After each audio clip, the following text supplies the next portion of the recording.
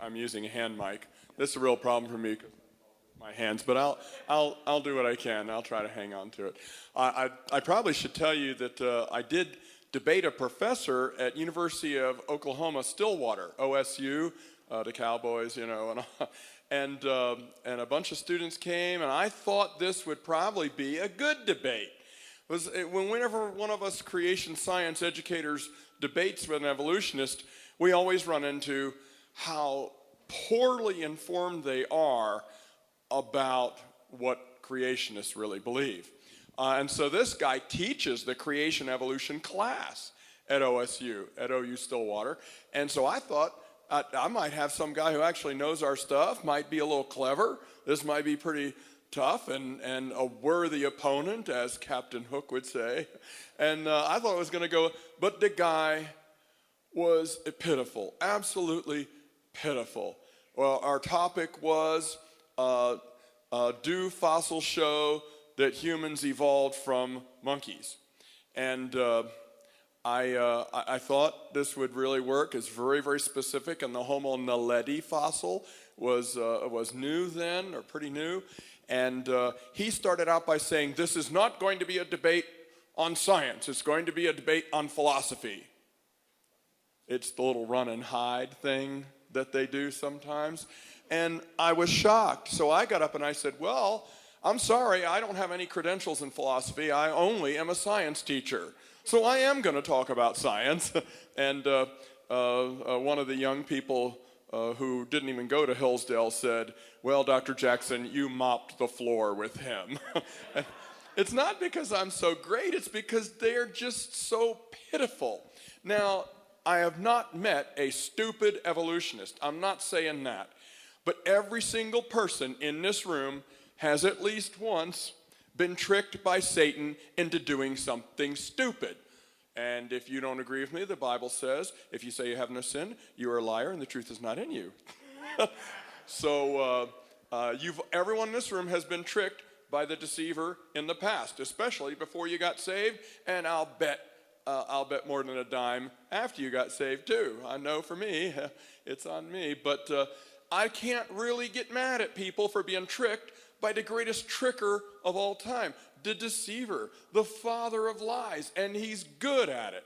So that's why. I mean, their arguments are stupid, ignorant, unscientific, bad logic, pathetic, but these are coming out of the mouths of very intelligent, competent, well-trained people. I'm not calling them stupid, but they believe a stupid thing, and when you actually call them on the carpet, you find the emperor has no clothes, and they wither instantly, and then the only thing they can do is become enraged at you and call you bad names. Well, this guy never did that. It was a large crew and all that, but well, I just thought I'd tell you about that since you told them I have Jedi adventures in creation science. And it is mostly with young people, and I enjoy that, of course. Hey, Wes. There he is. Wes is a young person. I don't know how old you are, but compared to me, you're young. It's okay. But one of the topics is this one we're going to address today, that they just haul out as their old sawhorse, as their magnificence of the power of evolution to explain everything. And I'm sorry, but it is lame as dirt. And I'm not going to fill your head with things that are silly, and it would only take an evolutionist a minute to contradict it. I'm giving you strong stuff, strong meat here. This is not wimpy stuff. And now here a bunch of kids came in. Oh, well, are you kids pretty smart? You think you can handle this? I started out with a cartoon. That ought to help. What are your names? Scott, Sam, and Simon? I don't know, but they remind me of the chipmunks, only real tall. Scott, Sam, and Simon. Okay, now that I've embarrassed you for coming in late, I'm a teacher, I'm supposed to punish people for coming in late. You weren't real late. We're not doing that. It was snow. Anyway, okay, so we're going to talk. Here's a little Doonesbury cartoon. You might remember Burke Breathitt and Bloom County and all this. And it says here, TB, my God, are you sure? I'm afraid so. We caught it early. So my prognosis is good? Depends. Are you a creationist? Why, yes, I am. Why do you ask? Because I need to know whether you want me to treat the TB bug as it was before antibiotics or as the multiple drug resistant strain it has since evolved into. Evolved? Your choice. I'll go with the Noah's Ark version. If you go with the Noah's Ark version, I'll just give you streptomycin. What are the newer drugs like? They're intelligently designed. So, now this is funny, but Burke Breathed was trying to make fun of us. This was making fun of creationists disbelieving that bacteria are evolving to become immune to our antibiotic drugs. Little science preview here. They're not. They never did. They never can. They never do. It's something else that's happening scientifically, genetically, metabolically with the bacteria, and they're calling it evolution. It's not. It's something else. This is not an instance of evolution, and in about 20 minutes, when I'm about halfway through, you're gonna know that what I'm saying is true, and I'll just finish up the job and tie it up with a nice bow for you. But let's first go into the topic, the best evidences for fixity of kinds in the creation model. Natural selection is really what's happening most of the time in bacteria, and I'll throw in the moths and the finches at the end because it's the very exact same thing. Why waste a nice lesson on natural selection if you can just apply it in two minutes more to two other topics? So, Stephen Jay Gould, probably the greatest spokesman for evolution of the 20th century, said this about natural selection in Natural History magazine. The essence of Darwinism lies in a single phrase. Natural selection is the creative force of evolutionary change. But look what he admits. I loved Gould because he was honest. I mean, he hated us. He probably died an atheist. He used to make fun of people for writing letters to him, telling him they were praying for his soul and all of that. But he didn't lie about the problems with evolution. He was very good about admitting it. It was him that saved evolutionary gradualism with his punctuated equilibrium theory in the 1970s, him and Niles Eldredge. I think it was 1975. And but he was honest. Look what he says here. No one denies that selection will play a negative role in eliminating the unfit. But Darwinian theories require that natural selection, also create the fit as well. So when they tell you stories about lions and gazelles on the tropical African Serengeti grasslands and how gazelles are fast because all the slow gazelles got eaten for lunch, and the lions are fast because all the slow lions missed lunch, and so you've got this natural selection, just like artificial selection. I mean, you know, we get a Kentucky Derby winning horse, and we want to make sure we get descendants of that horse. We pick that horse to breed with other prize-winning horses, to breed Kentucky Derby winners and thoroughbred race horses.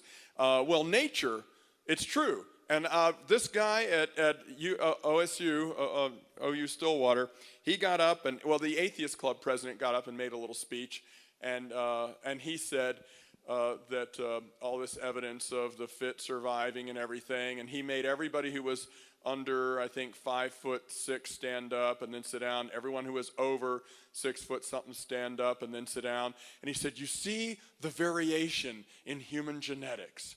And he was trying to say we've evolved this. And so I got up and I just said to the audience, well, you know, that doesn't make any difference. If God made us, there would still be short people and tall people. That has nothing to do with whether evolution is true or not. It's amazing how audiences will ooh and ah over something like that that's applied in such a truly silly way. But again, this young fellow was not stupid. He was sharp, but he was saying a stupid thing. It's our job to point out that the emperor has no clothes. I think of myself as little Toto pulling that curtain away. Pay no attention to that man behind the curtain. The great Oz has spoken, you know. It's my job. I'm Toto. I'm pulling that curtain away and showing the audience, look. They're always talking about fast gazelles and fast lions, and they got you looking over here, and meanwhile, the real action's going on back here. If you saw the movie The Prestige with Hugh Jackman and Michael Caine, it was pretty good. It talked about how magicians do their thing.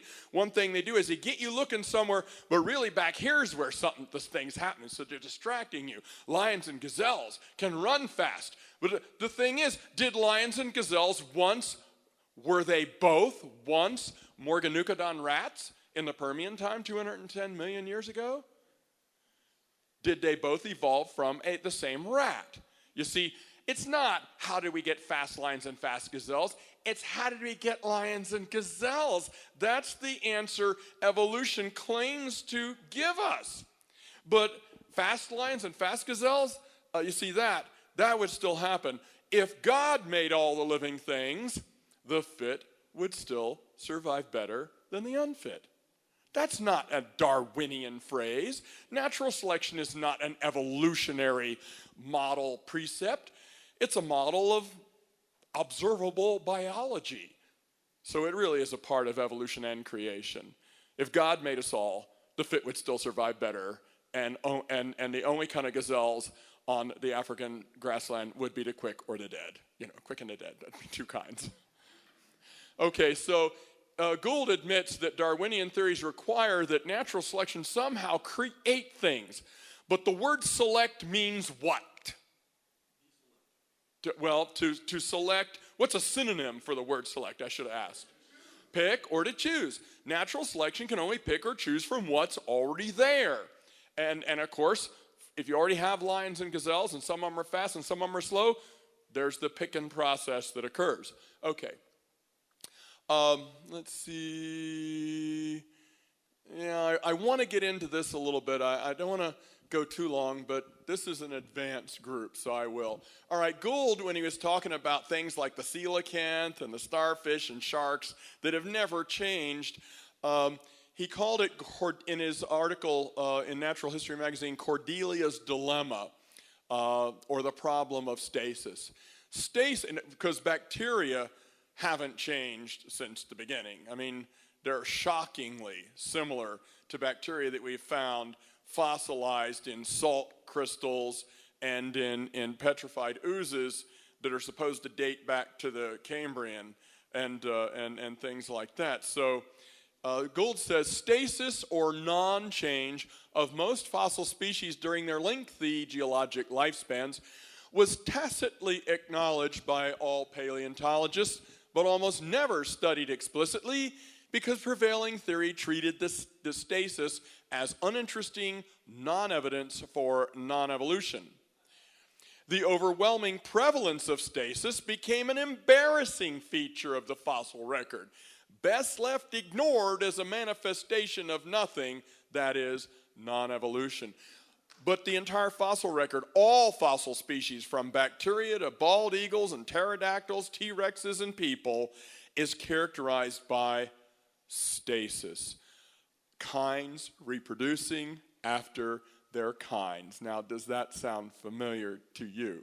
You see, it's science is on our side. The science is on our side. Okay. In 2004, National Geographic, as these journals do, Wired, Omni, Discover, they'll put out a special issue on why evolution is true. 2004, November, National Geographic put out this one, Was Darwin Wrong? Well, of course, their answer was no. Page 4, the evidence for evolution is overwhelming. Whenever you ask someone for evidence on evolution, they almost always will use that word. They will always tell you, it's overwhelming. The evidence is overwhelming. And I've even said to one of them, well, I'm underwhelmed. Could you tell me one of the things? Just one. There's so much. I said, well, pick your favorite. I was speaking at University of Texas, El Paso, and of course the whole atheist club came, and they were mocking me and saying, that there's so much evolution evidence, and it's hard to get them to name any evidence. I said, well, what are you talking about? There's just so much. Well, pick one. I don't know. There's just so many. I said, well, pick their favorite one. Pick the one you think is the strongest evidence for evolution. And he picked the peppered moths. He picked the peppered moth. So I took about 2.5 minutes, explained to the audience, And he said, well, I never said that was evidence for evolution. I said, oh, yes, and the whole audience said, yes, you did. You said it was the best evidence you could think of for evolution. So it's not hard. Now, I'm a teacher, and I'm smart, but that's not enough. We're not up against flesh and blood. We're up against principalities and powers and spiritual darkness in high places. Bad stuff. This is a spiritual problem, a spiritual debate, a spiritual contest. The forces of heaven and light and truth against the forces of darkness, ignorance, and of course, Satan and hell, who wants everyone to figure that since bacteria evolve, that proves that we came from monkeys. And since that proves we came from monkeys, Adam and Eve can't be real, then Genesis is a fairy tale. Well, then why should I believe Matthew, Mark, Luke, and John? So they never accept Christ as their Savior, even if they think he once lived. People are going to hell for stupid reasons. You know what? If I wanted to go to hell, I'd want to go to hell because I just want to live a hell-raising life and sin a lot and then go to hell. Not for a mistake. I'd want to go to hell on purpose. You know, not for some stupid reason, not by accident. And that, brothers and sisters, is the deep sadness of what's happening here. Smart people believing a stupid thing, teaching it in all the textbooks and all the magazines, and then, the end result is people go to hell because of it. They decide, they opt out on the Jesus option. What's it all about? We in creation ministry, we do our thing, we debate, we lecture, but is anyone getting saved? You know, I think what we do is loosen the lid on the jar, get rid of this Genesis can't be true ridiculousness, and then the evangelists and the pastors can do their jobs, and the ministry switchboard lights up. Oh, that's true. Young people don't know what a switchboard is. The Christmas tree lights up. Or as in Tron, all the I.O. ports light up. I don't know how you want to. Tron was 1975. I'm so dated. Well, anyway, 2004, this issue came out, and some of their evidence is also in textbooks. They used the horses evolving, natural selection, homology or similar body part structures in different kinds of animals, dogs being different from each other, and antibiotic resistance on page 21. Also, the evidence that monkeys turned into people and that vestigial organs. Look, there's 12 more presentations here, but let's just focus on the bacteria. Look on page 21 of this issue of National... and finch beaks. We'll get to that. On page 21, here you go. We'll zoom in on it. Look at what it says right here. That's right in here that we're studying. The capacity for quick change among disease-causing microbes is what makes them so dangerous to large numbers of people and so difficult and expensive to treat. They leap from wildlife or domestic animals into humans. Now that's true. So far, it's true. And I had to tell my classes, it was the first day of my biology class at Hillsdale, and I showed them our book, Sylvia Mader's Inquiry into Life, 14th edition. I said, this is a good science book. I taught out of the 7th edition, and here it is, the 14th edition now. The problem is, when the chapters go wandering off into fairyland, start talking about evolution, that there's no science behind it. Oh, well, here they go. It's true, though, that there's a lot of good science in this article here. Bacteria do jump from wildlife. Germs do jump from wildlife and domestic animals. How many of you have ever heard of swine flu? Bird flu. Yeah, I mean, their viruses and bacteria do get into us from animals. But let's go on. Adapting to new circumstances as they go. Genetic variation is limited, because they really can't build new DNA and new genes for new traits, for new immunities and new abilities. I'll show you that in a couple of minutes. So adaptation really can't involve new DNA. But for bacteria to turn into people, it really has to. There has to be some way to make new genes with new traits and new DNA. But in every example they give, that's not what's happening, and every one of them knows it when you point it out. But yet these stories are paraded out as rock solid evidence that evolution must be the way. And they're as flimsy as a tissue paper castle. It's ridiculous. Well, I'm getting emotional. Let's go on and get into the stuff. Okay, adapting to new circumstances as they go in a limited way. Okay, their inherent variability, and they are variable in their DNA, allows them to find new ways of evading and defeating the human immune system. But they're not finding new things. It's starting to stretch it here, and now it breaks. Finding new ways of evading and defeating the human immune systems by natural selection, well, that would be true. They acquire. Okay, there you go. Now we've got a lie. They never acquire anything. Natural selection can't cause anything to acquire anything. Natural selection picks and chooses from what is already there. That's all it can do. The concept demonstrated scientifically, is limited to that, picking. That's why the word selection, it's picking. So they can't acquire new resistance to drugs that should kill them. And here it comes. They worked you all the way up, and here it comes. They evolve. They evolve. They just pulled a rabbit out of the hat there. It's a magic trick. They evolve. And now look, there's no better or more immediate evidence supporting the Darwinian theory than this process of forced transformation among our inimical germs. Look at what they just said, that the best evidence for evolution in that whole article, and as far as they're concerned, in the whole world, is bacteria evolving resistance to antibiotic drugs. Good. If that's the best they've got, good. Let's go on. Do germs evolve? No. Bacteria cannot evolve resistance to antibiotics. Let's go on here. I don't think math is a science. I think it's a religion. A religion? Yeah, all these equations are like miracles. You take two numbers, and when you add them, they magically become one new number. No one can say how it happens. You either believe it or you don't. This whole book is full of things that have to be accepted on faith. It's a religion. And in the public schools, no less. Call a lawyer. As a math atheist, I should be excused from this.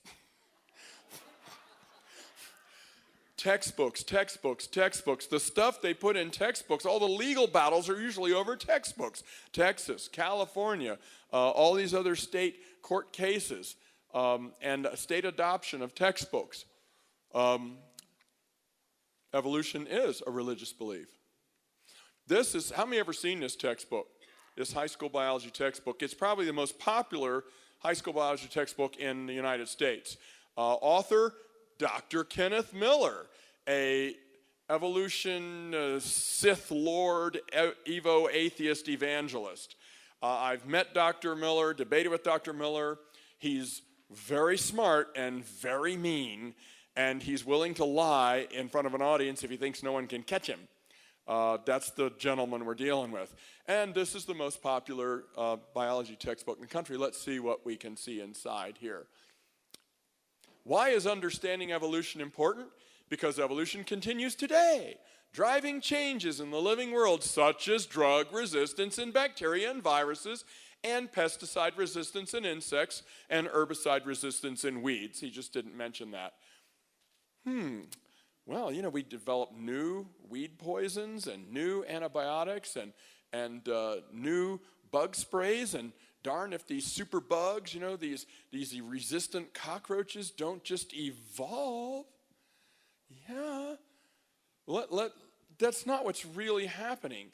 What they do is they give it to people like this is Darwinian evolution, and it's the furthest thing. It's natural selection. Let's go on and see. Do germs evolve? No. Bacteria can't evolve. Somebody in the bacteria crowd is already naturally immune, and let's say you've got 1 million bacteria coursing through your bloodstream, and they're making you sick. Okay. And they give you an antibiotic, which is a poison that kills the bacteria. That's why they always tell you to eat food with your antibiotics. Take it with a meal, because they'll give you a little bit of an upset stomach. It'll kill the bacteria, but it may give you a little queasy stomach, so you're supposed to eat something with it. It's a poison that kills the bacteria, and hopefully doesn't kill you. and it's the bacteria are more sensitive to it. And when your whole body is just one cell, if one of your cells gets sick, you die. So that's how it works. But even if just one of those little bacteria dudes is naturally immune to a new antibiotic we make, just one out of a million, all his 999,999 friends are going to die, but he'll be left. This one out of a million bacteria. He is naturally. Is there anybody in here that's immune to poison ivy? Anyone immune to poison ivy? There you go. You got three guys and one woman. Well, if everybody died from poison ivy poisoning, is this your wife? Okay, you're going to have to get a gun. Hopefully it won't take 3 months to get one. Sorry, I'm getting political now. But look, what if the whole world was covered with poison ivy? It sounds like a Stephen King novel. Ivy. A new horror movie, Ivy. The world's covered with ivy. If that happened, all of us normal ivy non-resistant people would itch to death. And the only people that would be left would be people who were immune to poison ivy. And in every crowd, there's always a couple of people. So all you ivy-resistant people would be the last men and women on earth, and you'd just multiply, and of course, you'd give that resistance to all your children. And evolutionists would say, look, a new race has evolved. No, the characteristic trait was already there.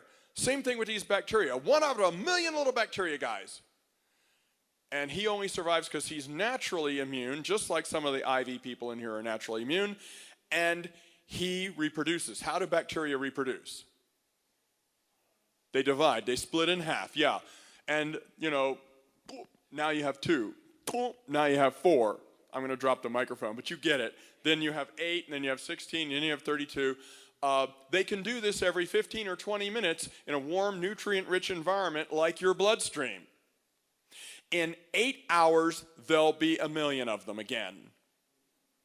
8 hours, and they'll all look like mama, and they all are immune to the new drug. Look, a new race of bacteria has evolved, you see. No, does this require a new gene? Any new DNA? Is it even a new trait? No. This is usually what is happening. So if they give you an antibiotic and one of these little guys survives, they'll call it a superbug because the only one left is this huge family that is now growing, and all of them in this new family is immune. Now, this is why, if they didn't believe in evolution so much, they might actually treat people properly. If someone's got a bacterial or a disease, infection, they should hit you with at least 2 antibiotic drugs. What's the chance that a little 1 out of a million guy would be immune to 2, to both of the ones? Probably some other guy off in the corner is immune to that.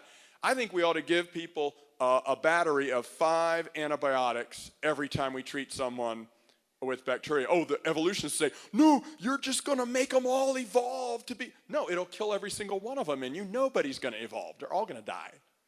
You see, and that's using the creationist paradigm in medical technology versus the evolutionary paradigm, which is not working very well. They're terrified of the wrong things, and they follow up using the evolution model, and they go the wrong direction. They're not treating diseases properly for pandemic purposes. Okay, so one guy is immune, he survives and multiplies, and also people, the rumor on the street, the way it's envisioned is that the bacteria are all sitting around waiting for us to make a new antibiotic drug, and they'll go, look, the humans have invented a new drug, quick, let's evolve. Okay, and they evolved the shielding, kind of like Iron Man's suit, and now that they have this new armor that evolves. That has never happened. It's never been seen to happen. It's been suggested that's what's happening, but science tells us no. There's no evidence that has happened, and that's interesting to talk about, like aliens and the Loch Ness Monster and stuff like that and Bigfoot. Those are interesting, But they're not science till we got some observations, evidence, and data and measurements. That's what science is. People have forgotten that. Now they think science is who can talk sounding more smarty. And that burns me up. Because some people are really good, smart talkers, and they don't know anything. They don't know anything. They're just silver-tongued. That's not what science used to be about, friends. It's not what I got into science for. I was debating 3 evolutionists at once against me at DePaul University in Greencastle, Indiana, and I made the point that science is a search for the truth, and they all just about fell out of their chairs yelling at me, no, no, no, no, no, no, no, no. And one of them finally spoke and he says, no, science is not a search for the truth. It's a discussion. Science is a discussion. And I said to them, well, if that's all it is, then I got in the wrong business. I got into science because I wanted to know things that were true.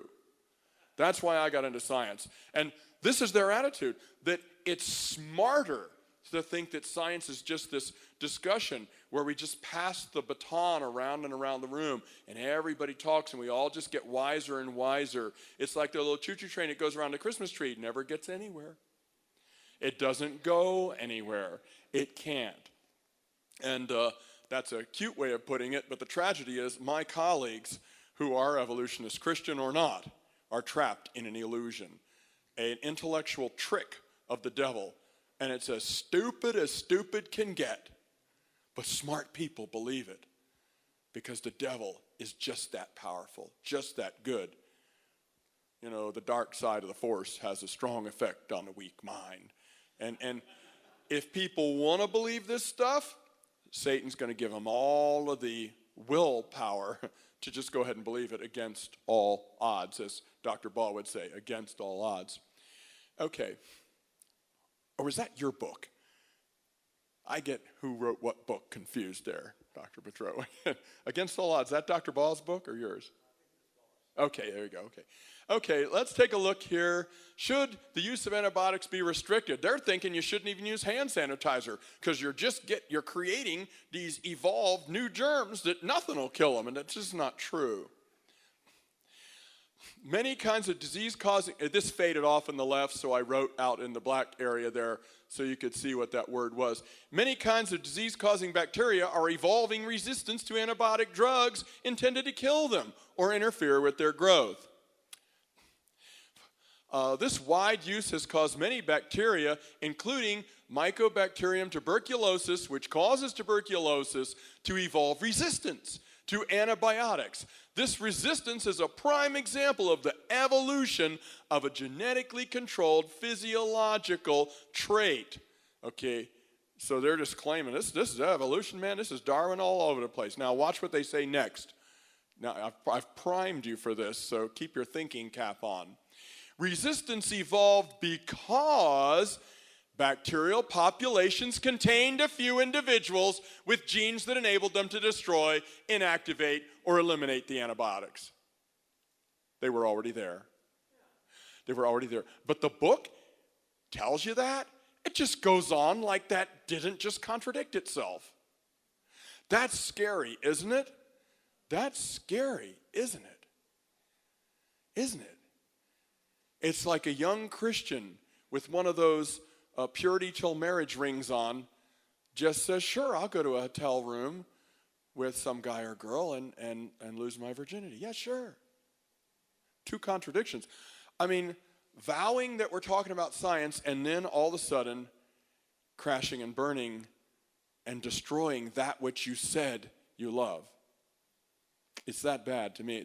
I think evolution is scientific prostitution. I think it's not only blasphemy, it's just it's an abomination, scientifically, intellectually, and that scares me that people smart people, educated people, reasonable, civilized people stand there and stand on evolution like this. Look at it. You can see it right on the page. Resistance evolved because bacterial populations contained, past tense, a few individuals, which is a story I just told you, with genes that enabled them to destroy, inactivate, or eliminate antibiotics. Okay, descendants of those physiologically similar individuals survived and reproduced and became today's resistant strains. No, they didn't become anything, they already were. How many of you see that? Even in the evolutionist book. They didn't become, they already were. There was just a few of them, but now because everybody else died and these reproduce, they say a new race has evolved. You know what? If that's evolution, I'll believe. If that's all evolution is, I believe in evolution. But they'll do this, and then they'll say it means we came from monkeys, and that the monkeys came from fish, and that the fish came from bacteria. They'll tell you this means bacteria can become blue whales and pterodactyls and condors and Clydesdale horses. That's what they'll say this means. But you can't, there's no even place to leap to from this. Look, once powerful antibiotics are now useless against resistant bacteria. Given this risk, should government agencies restrict the use of antibiotics? We'd make a stupid policy decision, which basically doctors are doing, based on this. Right here, you can see the textbook is living in some kind of a fog. It's like you hit the author, in the head with a baseball bat as they were writing this, and it just makes sense to them.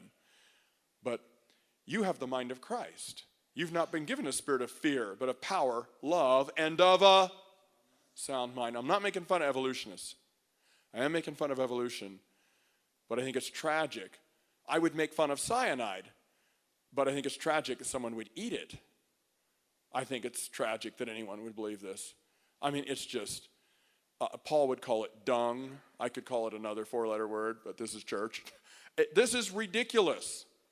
It has no merit scientifically. It has no value intellectually. This is anti-intellectual and anti-science. To say what they said at the top of the page, and then they go on and admit what the process really is, and it has nothing to do with becoming anything.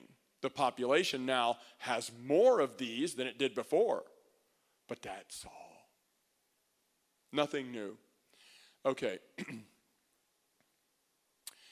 In this textbook, also a very popular one, I think the front of it now is two zebras. This is McGraw-Hill, co-written with National Geographic Society. And I was just showing this to some students New Year's Eve in Haskell, Oklahoma, for a youth meeting, for a New Year's Eve meeting. And look what it says here in the book. With the continued use of antibiotics, bacteria can become resistant. More and more types of bacteria have evolved resistance to penicillin, evolved. This is a high school biology textbook telling the students it's evolved. The same textbook, superbugs defy drugs. Antibiotics have prevented millions of deaths, but many disease-causing bacteria have developed resistance to antibiotics that used to kill them. Well, if one of them's already immune, they didn't develop anything. They just survived and multiplied, and now the only population that's left to continue to multiply are the resistant strain. Take a look at this textbook. I think this is a Holt-Reinhardt textbook. Look what it says. The development of bacterial resistance to antibiotics is direct evidence for evolution. Direct evidence for evolution. Look what it says over here. Today, penicillin no longer affects as many species of bacteria because some species have evolved. And then, it's so amazing that they can look at a page like this and miss what I'm about to show you. Look, here's the picture. Step A, the bacteria in a population vary in their ability to resist the antibiotics. The red ones are non-resistant, and so a lot of them die in the presence of an antibiotic chemical. The blue ones are resistant, like you ivy-resistant people in the audience. Yeah, I envy you so, you know. I'm an Eagle Scout, so when I walk through the woods, I just spot that stuff and give it lots of space. You know, I don't get poison ivy because I see it coming, but if I touched it, I would. So I'm not really immune. I'm just too smart to pick it up and play with this stuff. Just because I know poison ivy. Leaflets 3, let it be. Berries white, poisonous sight. You see, they taught us in Boy Scouts about that. But okay, there's the setup, step A. Step B, when the population is exposed to an antibiotic, only the resistant bacteria survive. So you got your red bacteria and your blue bacteria. Okay, only the resistant ones survive. Very few of the red ones are left. They're all dying off one by one. The resistant bacteria live and produce more. They were there because they are part of the variation. They were there. They survived. They live and reproduce more, and that's evolution. Look, before the magic arrow of evolution, on the left, you've got red bacteria and blue bacteria. And after the magic evolution, you've got red bacteria and you've got... Does this require any new DNA? New genes? New traits? No, but this is what the textbook offers up as proof that we came from fish. I'm sorry, but that is exactly what they're doing in this textbook. Look at the natural selection and the evidence for evolution. That's the subtitle of that chapter. Natural selection and the evidence for evolution. They're saying this proves evolution. No, I'm sorry, but I understand Darwinian evolution a lot better than some evolutionists I talk to, and that's not evolution there. That's just natural selection, which would happen whether Darwin was right or wrong. It's transparent to the issue, but they've annexed it and thrown it in the face of unwitting young people and many church Christians too, and made them wither and feel foolish. For this? You can believe in evolution if you want to, but not for this. You got to find something else, something better, something with science or something, but not this. This is not evolution.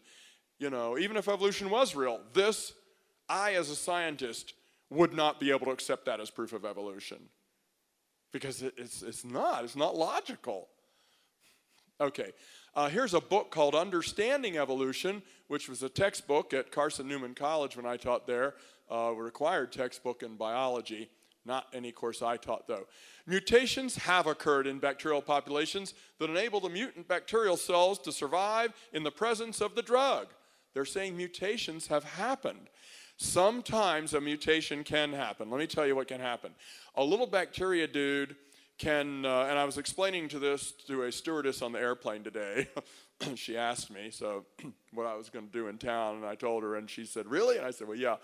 Here's what can happen. Many antibiotic drugs can kill the bacteria. They're not very poisonous, but when they enter the cell of the bacteria, they can chemically react and combine with some metabolite that's in the bacterium. In other words, the antibiotic is depending on a certain chemical being inside of the bacteria cell to create a poison and kill the bacterial cell. And it's a metabolite, some kind of chemical that's naturally found in the bacterium. What if the bacterium is born with a mutation and it can't produce that enzyme? Now, that happens in humans too. People who are born with the mutation of being lactase deficient.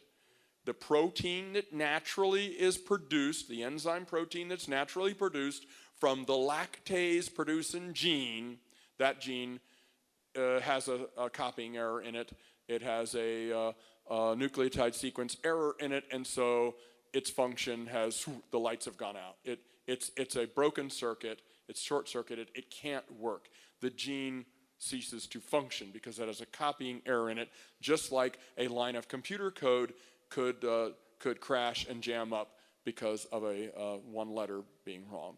Same thing's happening.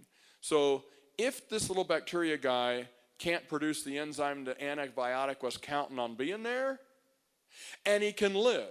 I mean, you can live and be lactase deficient. You're just going to get real sick if you eat an ice cream cone.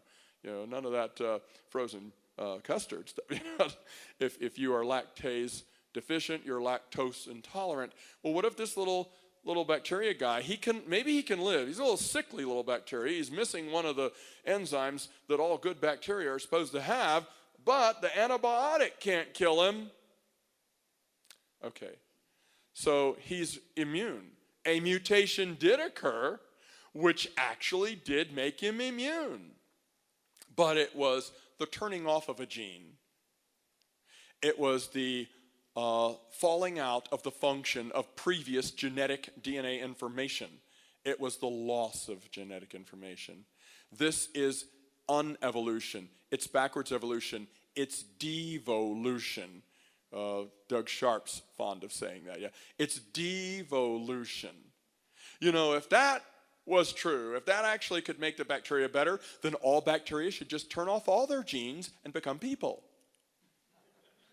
Come on, extrapolate this.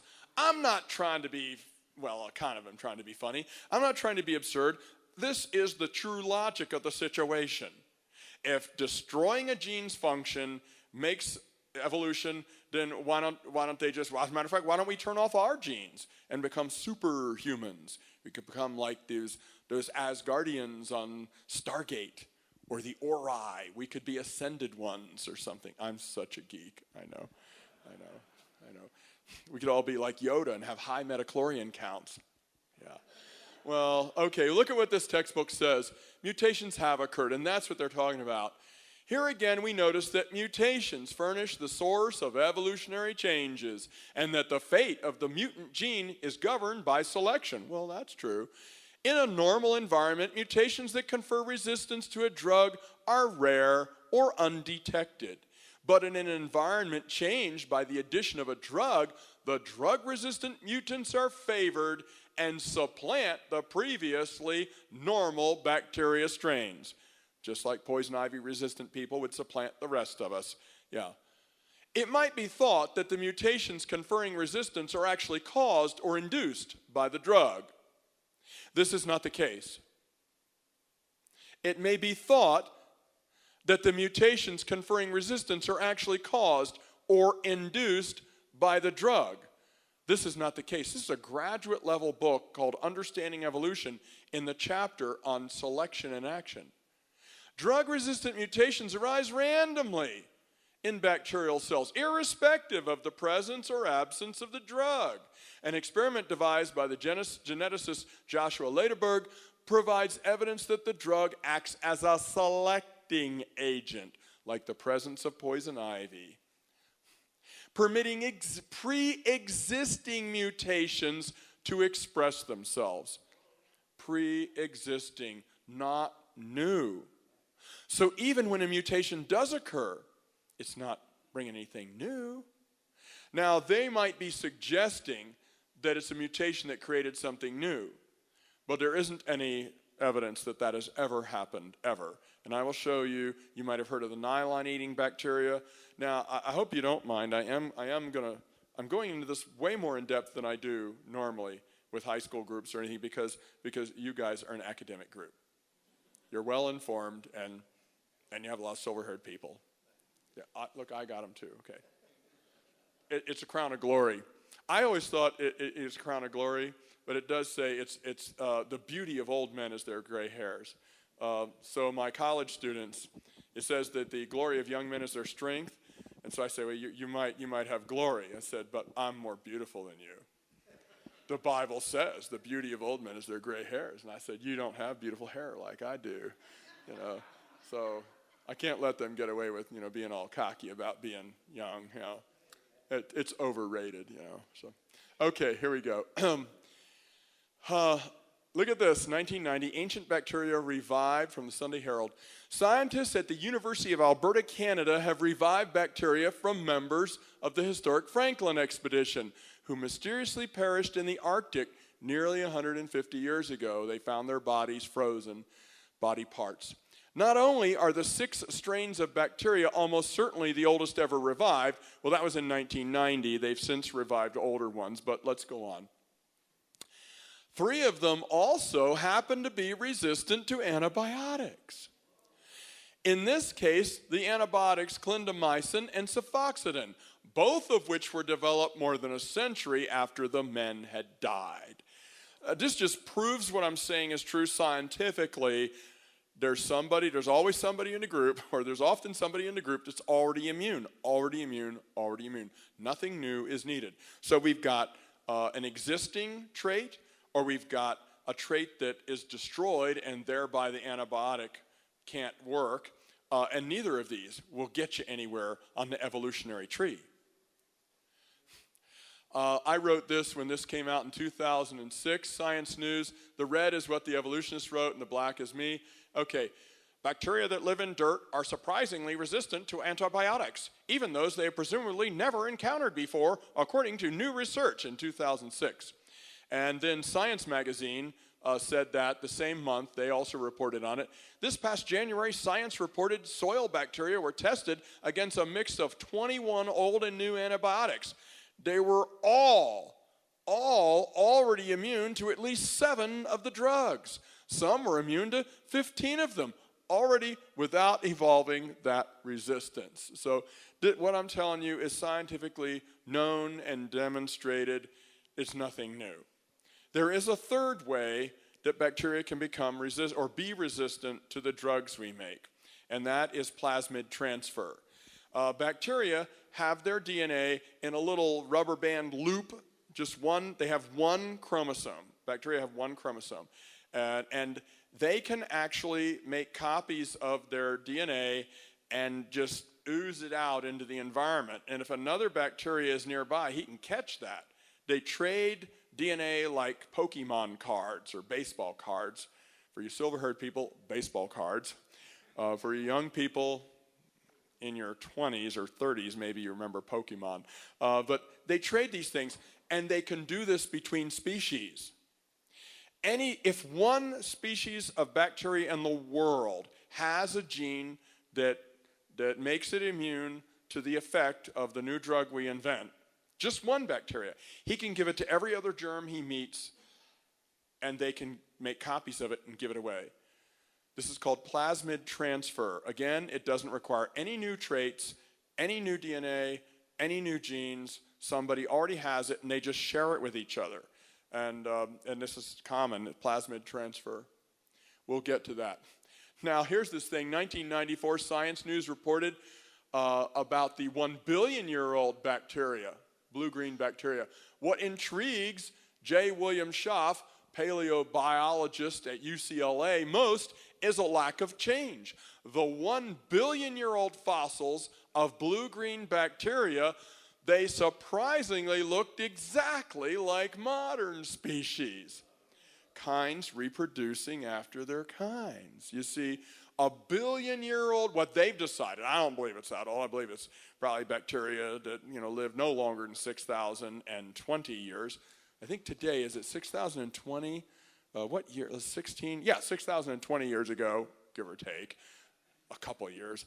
I really do think I used to feel like we can tolerate the old Earth creationist position, and I figured it doesn't matter that much, and I even thought 10,000 years or maybe 50. I don't know. I used to be loose about it. I did believe 6,000 years always, but I thought it's not so important. But I have seen the fruit of old Earth creation positions, and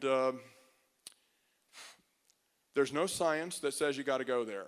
It's a concession that we make to the evolutionist community that's not necessary. And the spiritual fruit is dark in churches. I've seen it, and I don't like it. It scares me. It's like people taking poison. We don't need to go there because scientists say the Earth's billions of years old. We would have to go there if science said so. But it doesn't. Assumptions piled upon assumptions piled upon assumptions, and inferences are used to establish. That's a whole nother presentation. But the radiometric dating fallacies, and I'm not going to go into that now. Okay, look, they look just like modern species.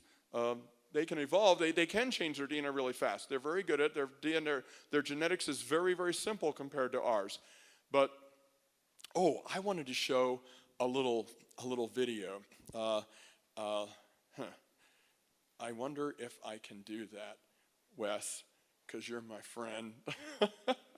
If you'll look in a yellow folder called Vids, this is actually a little clip of a world-renowned researcher in genetics of bacteria.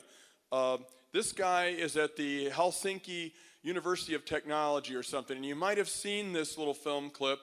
If you look under vids, shine it up there on the screen for me, Wes, and I'll try and guide you like I was talking about. Let's see. Wait, it's this guy. M. Lesiola, bacteria mutation enzymes. Click on that and then put it on pause so I can tell people what we're looking at once you get it up. It's a part of another well-known, I forget which movie it is, but it's a creation science movie.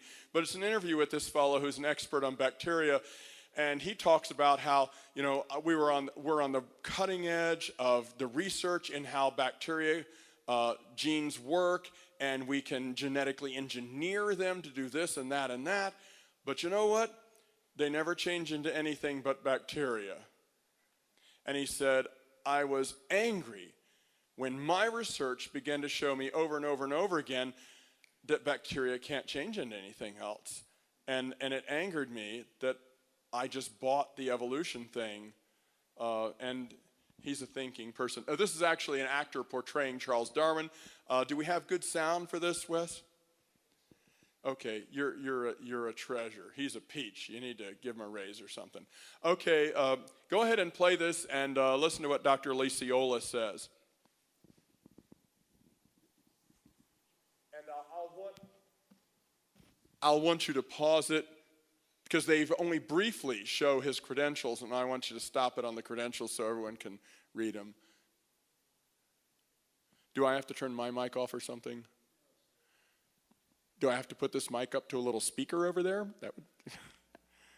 I actually saw Lynn Margulis do that one time. She's a well-known evolutionist, and I got that trick from her. Actually, you know, she was pretty nice to me.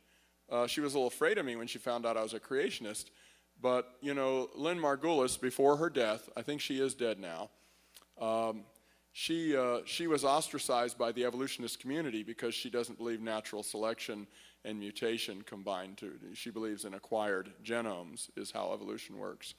But anyway, I learned that trick by watching her put her microphone down to her PC.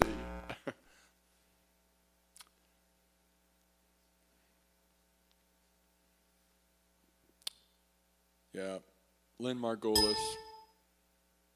She asked, are there any millionaires in the audience? Because NASA had cut her funding for her research because she was going against Niles Eldredge and Stephen Jay Gould and Darwin. So they wouldn't let her play in any reindeer games anymore after that. So she and I talked at a reception for her, actually for quite a while, about or at least we had in common that we were ostracized from the majority of the scientific community, and she told me stories about her and Niles Eldredge and years ago having arguments and fighting about them. I found her a very pleasant person. Many evolutionists are intelligent and pleasant, just deceived. And some of them, I think, actually know better, and they still believe it and teach it anyway. Oh, yes, Wes, are you ready? Okay, brother. But if natural selection has limits or boundaries, what provides the additional new genetic information that Darwin's theory requires? Yes. Most believe that random genetic mistakes called mutations are responsible. Modern biology is information science.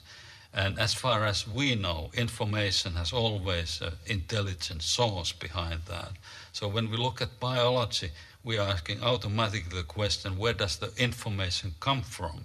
Enzymes are information molecules. They are actually the tools the nature uses to modify things.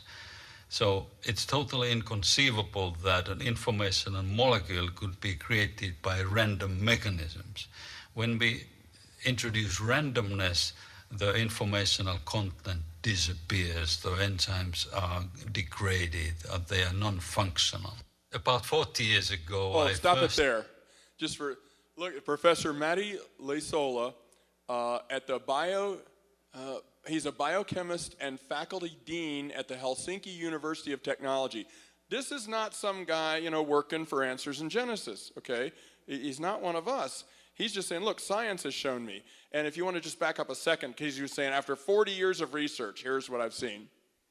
Thank you. About 40 years ago, I first time heard that evolution might not be true, and I reacted very violently. I was furious. I was angry about this kind of proposition. When I went back to think about my reaction, I realized that it was really a faith commitment from my side. I knew very little. I started to study biochemistry at that time, and I saw that the biochemistry behind evolutionary story is not that strong. And after 40 years of doing science now, I see even much less evidence for this evolutionary story. Biology has proved to be much more complex than we thought 40 years ago. Darwin had no idea, of course, what the cell looks like, what the information system is like, what the complexity of the cell is. It seems that nature is resisting change. Living cell resist change. 30 years ago, 20 years ago, in the early days of genetic engineering, people were envisaging changing organisms at will. It hasn't happened. The examples are minor. We can produce insulin with bacteria. We can produce epohormone with bacteria, but we can't change bacteria to anything else than bacteria. There you go. Thanks so much, Wes. That was wonderful. It only took 20 seconds. Brilliant. Thank you. But you can see what they're up against. Science is saying none of the stuff that they say happens. They just pipe dream it out into and roll it out into an urban myth that just next thing you know, they're pulling all these rabbits out of their hats, and they're tricking themselves. They don't mean to. I don't think most evolutionists are liars. Some of them are. Some of them know. But they disciple and proselytize others into it, and then droves and generations of students are just fed this stuff that's untested. Some of it is tested, and it failed the test, and they just accept it because the professor must know. And the professor was taught by some expert who he thought, well, they must know something I don't. Well, no, they don't. They just accepted what they were taught by people they respect too. Marilyn Vos Savant, who's in the Guinness Book of World Records for having the highest IQ, she disagrees with the Big Bang Theory, and she said much of science, far too much, is based on a matter of you're believing things that have been told you by people you respected. It's like a political contest or something. It's really not science anymore like it used to be. Okay. Oh, by the way, now that it's 8:15, I've kind of been going for an hour, but I told you I'm giving you the deep shovel version of this. How long can I actually go? Oh, I see. Okay, so I'm not going to cut out anything. I do want to have time for question and answer. Hey, you guys went to a lot of trouble to get me here, and so I figure let's milk it. Okay, brother. All right. I know we've got young people here, but it's not like you're staying up watching a Star Wars marathon or something. Although that's kind of neat. This is educational. Okay, Jeffrey Schwartz from University of Pittsburgh said in an article in Biological Theory Journal, 2007, an article called "Do Molecular Clocks Run at All?" He said about those mutational changes, that struck me that this model of constant change was never challenged. If our molecules were constantly changing, he means DNA molecules, it would threaten proper survival. Do germs evolve? Nope. One guy's already immune. This is just variation horizontally, no new information, natural selection from already existing genes, which you saw in several textbooks and articles and everything. It's the way it is. Take a look at this. Well, the other thing I said that can happen is plasmid transfer. 2011 Science Daily, discovery of jumping gene clusters tangles the tree of life. All new science tangles the tree of life for them, for the evolutionary theory, but let's look at this. Horizontal gene transfer, that's that plasmid transfer I was talking about between bacteria, was first discovered in bacteria, and it has been recognized as largely responsible for the problem of drug resistance. Okay, it's largely the reason that bacteria are immune. That does not require new DNA. Someone's got it, and they shared it with somebody else. That's all it is. No new DNA, no new traits, no new genes. Look what it says. It's largely responsible for the problem of drug resistance. If one bacterium evolves, now for them, they're saying it evolves. I'm saying it already had it. They're saying if one bacterium does evolve a method for surviving a drug, this ability can spread rapidly to other unrelated microorganisms via horizontal gene transfer, substantially reducing the drug's effectiveness. That could be true too if they didn't evolve it, but somebody in the crowd had it. And of course, this evolve is the story part of it that they had. Everything, a lot of this stuff they're saying is rational, logical, and scientific and has been observed and tested, but not that evolved part. That's where the fairy tale comes in. That's where walking out on the edge of the limb on a leap of faith has to occur, because there isn't any science backing the evolved idea in this whole thing. But they walk right up to the edge of the cliff and they tell you, you know what, there's no solid ground, but keep walking. Because that's where we're trying to get to, yes.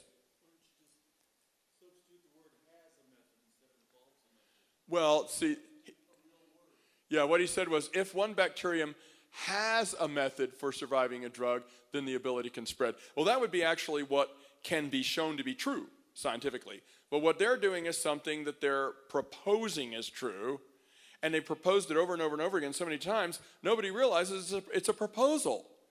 It's been mouthed back and forth so much, like it's a fact. The emperor does have clothes. The emperor does have clothes. Like, I do believe in spooks. I do believe in spooks. You know, I mean, you just say it enough times, and I guess it becomes true. You know, Hitler said that's the way things are, and he fooled a whole country. Yeah.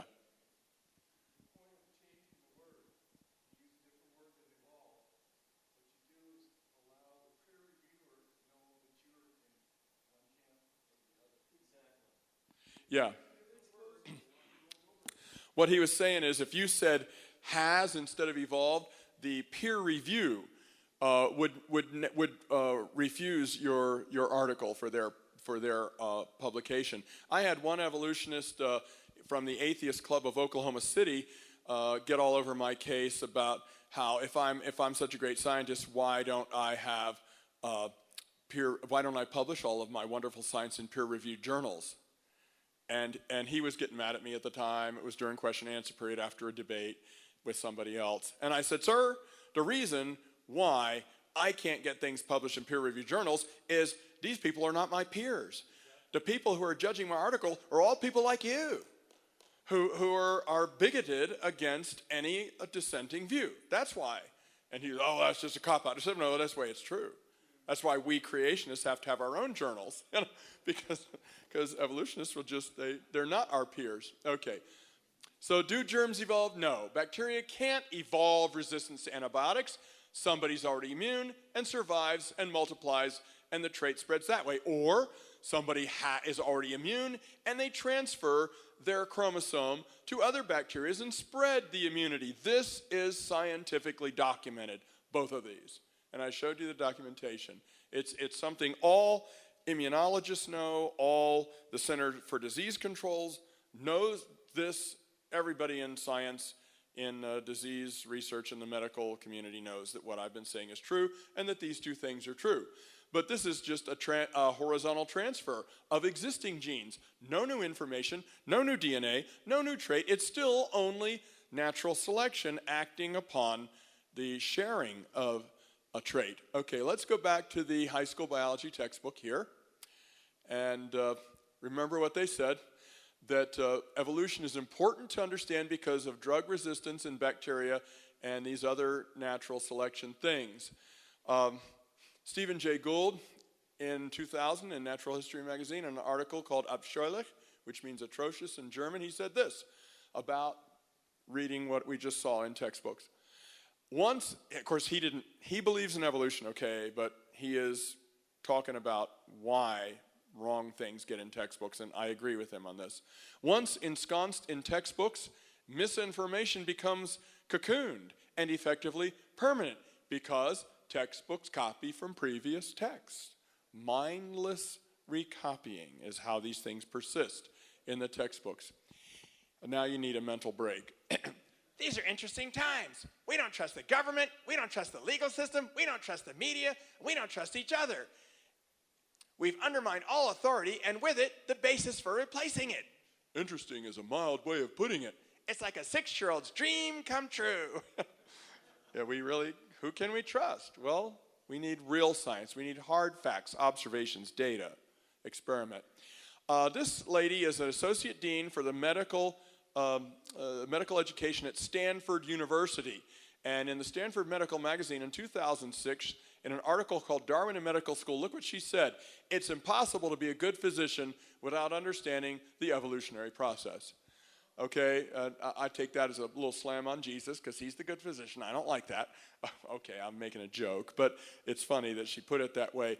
But in the very same article, look what this other guy, a PhD from England, said in the very same article. Perhaps part of the problem in convincing medical practitioners to embrace evolution is the nature of the science. Evolutionary hypotheses are notoriously hard to investigate. Add to this the fact that the field of evolution has failed so far to provide clinically useful findings, and you'll see why medical schools lack interest. There is much about explanation and understanding, but little about treating and curing.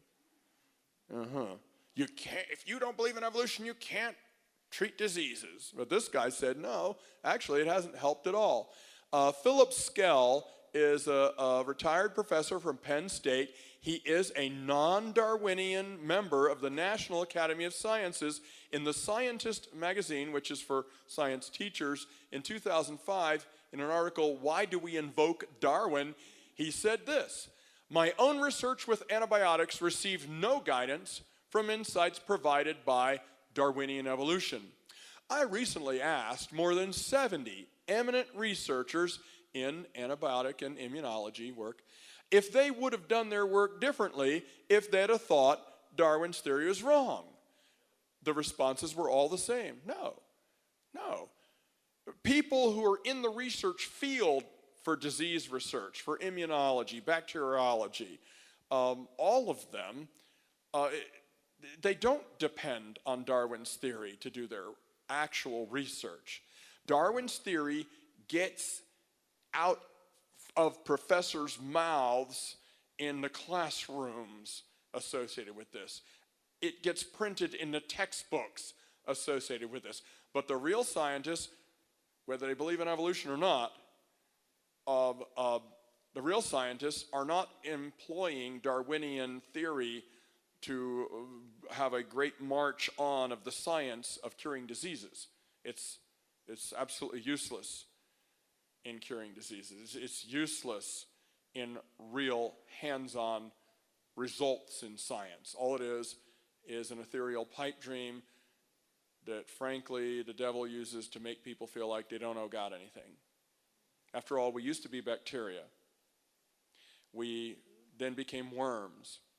And I always like to say we pulled ourselves up by our little worm bootstraps, and we became people, and we did it all by ourselves, no thanks to God, whether he exists or not. We did it ourselves, and we are the gods. We made ourselves. Stephen Hawking used to be nice about people who believed in God. God was mentioned in a sort of a lyrical way in his book, The Brief History of Time. But lately he's been getting a more meaner about it and less tolerant. I think that's peer pressure from the other scientists, really. But he said that because we know that the universe made itself and life made itself and we evolved, even if there is a God, it doesn't matter. Even if there is a God, it doesn't matter. He's irrelevant. After all, we made ourselves. Bring this around full circle, brothers and sisters. This is the original lie of Satan. Look, I've been studying those Ezekiel things about Lucifer, son of the morning, who walked amidst the stones of fire and how he was cast down. And because of his merchandising and his trade and all the stuff he could do, a fire began to burn in him, and then God burned it brighter, and it destroyed him and sent him to ashes, his pride. I will be like the Most High. I will ascend to the throne of the Almighty. I will. He had the 5 I wills. I will be God. And he infected our race with that sinful, irrational, against the rest of the nature of the universe dream of his. Ye shall be as gods. Evolution says we're gods. If there's no God and we made ourselves, we're the creator. Or the force or something like that. I mean, if you want to believe, and that's the root of humanism, that humans are God. We are the God thing. God's in all of us, Well, anyway, I went a little further than the quote there, but I wanted to see what Dr. Skell had to say. He goes on to say, we are still on the frontier of understanding what life is, how it manages to maintain its coherent stability to avoid evolving, its embryogenesis, how organisms interact, what organisms make up the biocosm, etc. Regrettably, the history of the biocosm, which dominates talk, is largely lost in deep time. TOEs, which he calls theories of evolution, rarely provide the heuristic, helping to discover, guidance on which new breakthrough discoveries depend. They are frequently and fervently pushed for their impact on domains other than science, and are at best employed post-breakthrough to explain the discovery. I enjoy these speculations as stories, but particularly for biology, they do not serve as heuristic guides for the superb kinds of ongoing experimentation which is illuminating biology in this age. Those breakthroughs are usually based on far less ambitious paradigms, ones recognizable as modest working hypotheses, or MWH as he says. Now, evolutionary thought isn't guiding us into new and wondrous discoveries. It constipates scientific progress. In every field that evolution has permeated, it has caused it to go stagnant. If they would just drop the evolution thing, then we could get on with immunology in a scientific way. If they would just drop the Big Bang miracle happening all by itself, then maybe we could actually study stars for what they are, and that their color, their size, their temperature, and their luminosities don't actually tell us how old they are by the Hertzsprung-Russell diagram and the theory of stellar evolution. I'm going to rant a little bit more. I have them telling me, oh, Dr. Jackson, you can't get mad at us because no one's ever seen a star flicker to life. Stars are being born all the time, and all those nebula, the Trifid Nebula, the Star Nursery, the Eagle Nebula, where life began, and all these things are really happening. I said, well, no, we see stars explode and die, but we've never seen one form itself in a gas cloud. And they said, well, Dr. Jackson, that's because it takes millions of years for a star to gradually, brown in and then red up and fire up. And I said to him, you should know better than that. That's a chain reaction, a nuclear fusion chain reaction. It's a nuclear bomb. There should not be a star there one night and at the very same location the next night, a nuclear chain reaction should occur. Fusion should spread throughout the mass of this giant gas cloud within hours at least. At the slowest, it's a nuclear chain reaction. It doesn't take years. It takes minutes for a star to be born, if that could happen. There are so many reasons, Chemistry 101, why. Just Boyle's law messes with it. Robert Boyle, a God-fearing man. Anyway, we'll get to the next one. Okay, do germs evolve? No. They're either already immune and survive, they transfer their plasmids, or it could be the loss of a target feature. And this, as I mentioned, is a downward variation, not upward like evolution needs. This is loss of information, not gain. It's the opposite of evolution. It's devolution. These are the only three ways that bacteria, that's right, I'm a Mensa genius, and these are the only three ways, that bacteria have ever been observed to exhibit an immunity to a drug we've invented. Every graduate level textbook on immunology will only give these three ways. The rest is rumors. legends, and urban myths. I'm talking about the hard science and what is actually known. And when they start talking about evolving resistance through some new gene that gets written, it's just a, if you believe in fairies, then clap your hands. Tinker Bell will get well if you clap your hands. That's all it is.